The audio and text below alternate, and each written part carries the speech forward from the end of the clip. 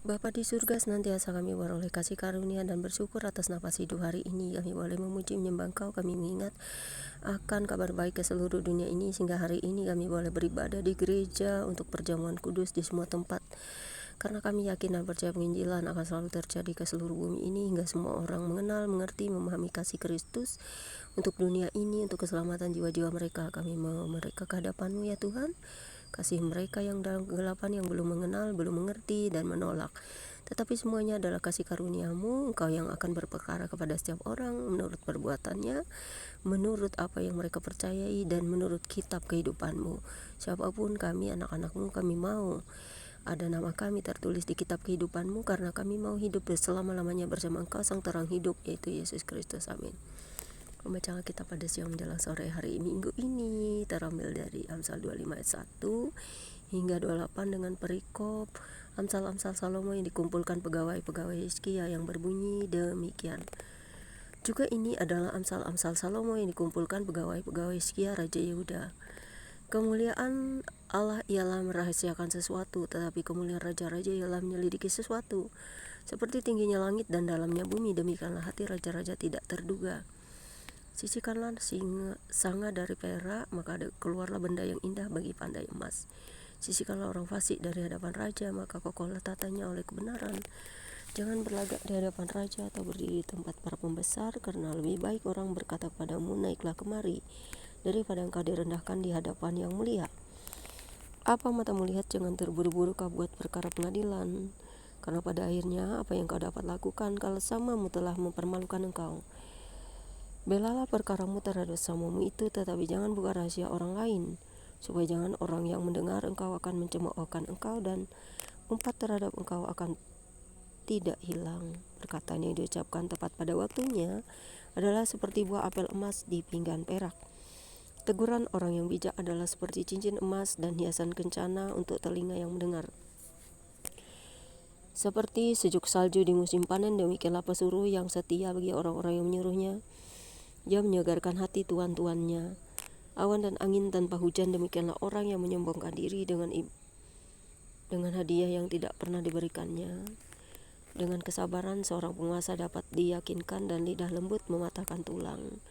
Kalau engkau mendapat madu, makanlah secukupnya, jangan sampai engkau terlalu kenyang dengan itu lalu memuntahkannya. Jangan kerap kali datang ke rumah sesamamu, supaya jangan dia bosan lalu membencimu.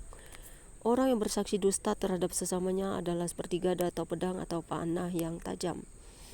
Kepercayaan kepada pengkhianat di masa kesesakan adalah seperti gigi yang rapuh dan kaki yang goyah. Orang yang menyanyikan nyanyian untuk hati yang sedih adalah seperti orang yang menanggalkan baju di musim dingin, dan seperti cuka pada luka. Jikalau seterumu lapar, berilah dia makan roti, dan jikalau dia dahaga, berilah dia minum air. Karena engkau akan menimbun bara api di atas kepalanya, dan Tuhan akan balas itu kepadamu. Angin utara membawa hujan, bukan bicara secara rahasia muka marah. Lebih baik tinggal pada sudut soto rumah daripada diam serumah dengan perempuan yang suka bertengkar. Seperti hari sejuk bagi jiwa yang dahaga, demikianlah kabar baik dari negeri yang jauh, seperti mata air yang keruh dan sumber yang kotor. Demikianlah orang benar yang khawatir di hadapan orang fasik. Tidaklah baik makan banyak madu, sebab itu biarlah jarang kata-kata pujianmu. Orang yang tak dapat mengendalikan diri adalah seperti kota yang roboh temboknya. Sesuai dengan apa yang saya rasakan ya. Seperti ini ayat yang sedang saya baca hari ini, hikmat ini di pasal 17, Amsal 25 ayat 17. Karena setiap orang yang datang ke rumah saya itu membuat saya bosan karena sikap dan kelakuan mereka, tidak menghormati tuan rumah, tidak mau membantu, dan banyak hal. Dan waktu saya kepada Tuhan itu tersita kalau suka berbicara dan akhirnya bertengkar. Itu yang buat saya tidak menyukai orang-orang yang bertandang ke rumah saya dengan membawa kebiasaan adat yang buruk. Dan saya sering tidak nyaman karena ketika saya mau beribadah, orang-orang juga marah kepada saya. Itulah yang buat saya tidak nyaman bersama orang-orang yang datang ke rumah saya atau saya datang ke mereka. Makanya saya jarang mau berkumpul dengan keluarga, karena waktu saya dengan Tuhan itu lebih berharga daripada dengan mereka yang suka merasa diri paling benar, merasa tinggi, dan ya saya sering direndahkan. Jadi untuk apa saya berteman dengan orang-orang seperti itu, biarpun mereka saudara saya. Jadi ketika saya juga membawa jiwa-jiwa mereka kepada Tuhan dan selalu menegur mereka untuk setia kepada Kristus, mereka marah. Itulah mengapa saya tidak mau lagi hidup dalam dosa, terus marah-marah dan terus menjadi bulian mereka. Demikianlah bacaan kita hari ini. Ada ayatnya ternyata ya, jangan ya kerap kali datang ke rumah samamu, supaya jangan ya bosan lalu membencimu. Karena orang yang bersaksi dosa terhadap samanya bersikada atau pedang atau panah yang tajam. Sering orang bersaksi dusta loh, saya paling tidak suka dengan dusta dan ketidakjujuran. Bapa di surga, terpujilah namamu, firmanmu memberkati aku hari ini. Benar-benar apa yang kurasakan dengan kejadian apa yang kubaca hari ini. Dan setiap hari aku belajar dari firmanmu, supaya hikmat firmanmu melekat di hati dan jiwaku, agar aku tentram dan damai hanya bersamamu. Karena setiap manusia tidak dapat diandalkan, setiap hal-hal di dunia ini tidak dapat diandalkan. Hanya Engkau satu-satunya pelihara hidupku, ya Yesus Kristus, yang adalah kekal dalam hati dan jiwaku.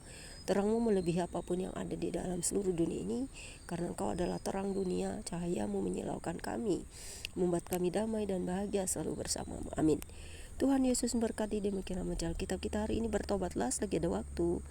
Jangan suka datang ke rumah orang dengan membawa sifat dan adat yang tidak baik. Berubahlah oleh pembaharuan budi, tetapi orang-orang bebal tidak mau mendengar nasihat bijak. Itulah gunanya hikmat daripada Tuhan untuk mengerti memahami kehidupan ini. Jadi saya juga tidak suka datang ke rumah orang, karena waktu saya tersita untuk pujian penyembahan, bahkan doa pribadi kepada Tuhan. God bless you all. Tuhan Yesus memberkati.